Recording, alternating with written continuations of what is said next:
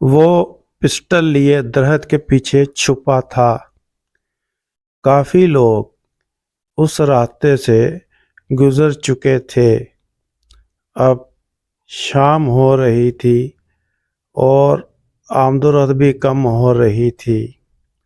اب اسے تھوڑا انتظار اور کرنا چاہیے، اس نے تھوک نکل کر سوچا اور بے چینی سے پسٹل کو مسلنے لگا۔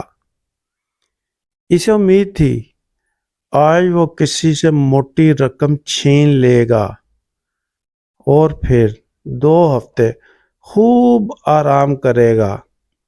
اس نے ہوشیار آنکھوں سے جائزہ لیا۔ ابھی ابھی 2 خوبصورت لڑکیاں گزری تھیں، لیکن ان سے کیا ملنا تھا؟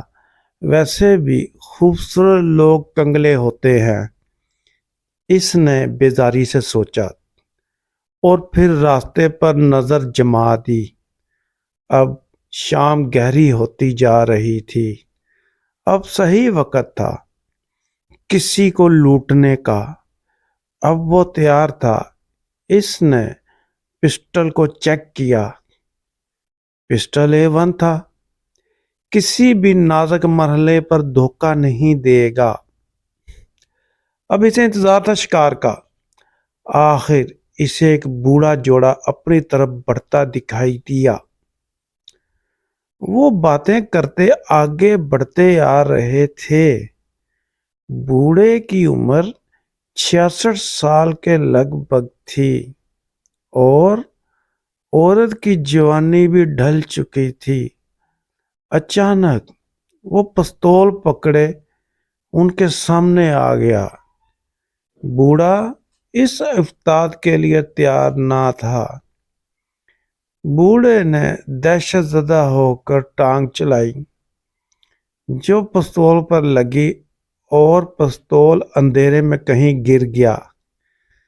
اس نے ادھر ادھر نظر دوڑائی، پسٹل نظر نہیں آیا۔ بوڑھی عورت دہشت سے چلائی، کون ہو تم؟ اس نے غور سے دونوں کو دیکھا۔ وہ دہشت سے پیلے پڑ چکے تھے اور بوڑھا تو کام بھی رہا تھا۔ اس نے بوڑھے کی طرف 2 قدم بڑھائے۔ بوڑھا دہشت سے چیخا، ہمیں چھوڑ دو۔ اس کے بڑھتے قدم رک گئے۔ وہ انہیں نہ لوٹنے کا ارادہ کر چکا تھا۔ وہ دائیں طرف منہ موڑ کر کھڑا ہو گیا۔ بوڑھا سمجھ گیا وہ انہیں جانے کا کہہ رہا ہے۔ بوڑھا اور بڑھیا تیز تیز قدموں سے دور ہو گئے۔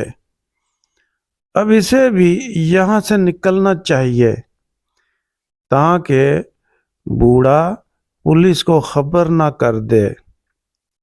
اس نے اپنا پسٹل اٹھایا اور وہاں سے کھسک گیا۔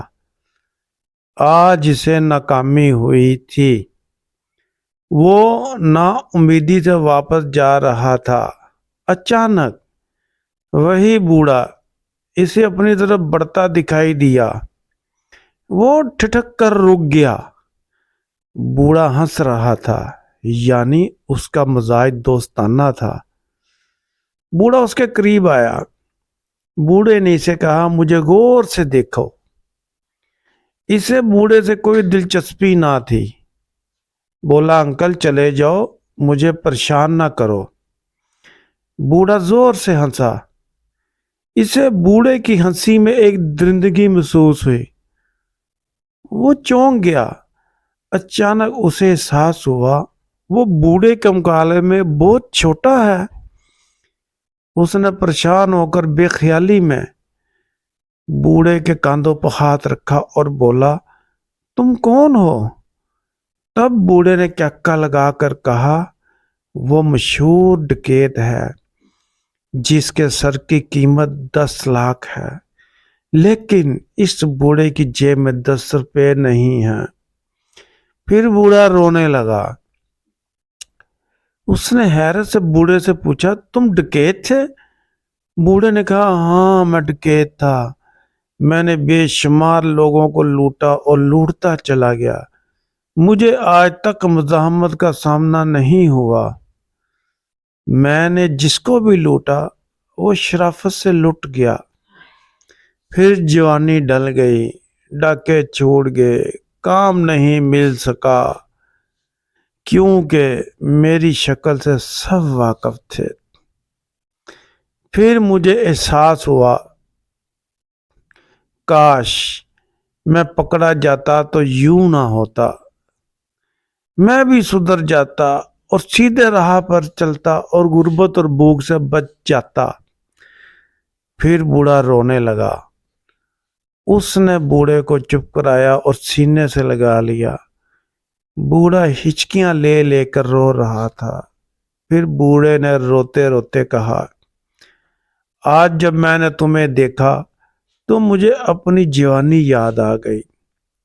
میں نے سوچا اگر تم بھی پکڑے نہ گئے تو کبھی نہ سدھرو گے اور بڑھاپے میں میری طرح بھوک، ننگ اور غربت سے ذلیل و خوار ہو گے۔ اس نے خوفزدہ ہو کر بوڑھے کو خود سے الگ کیا، لیکن اتنی دیر میں بوڑھا اس کا پسٹل نکال چکا تھا۔ بوڑھے نے آنکھوں سے آنسو پوچھ کر کہا، اگر تم بھاگے تو میں تم کو شوٹ کر دوں گا۔ بیٹھے رہو جب تک پولیس نہیں آتی۔ میں تمہیں سدھرنے اور اچھی لائف کی خاطر گرفتار کروا رہا ہوں، میرا احسان کبھی نہ بھولنا۔ وہ حیرت اور غصے سے بوڑھے خپتی کو دیکھ رہا تھا، لیکن پستول کے سامنے بے بس تھا۔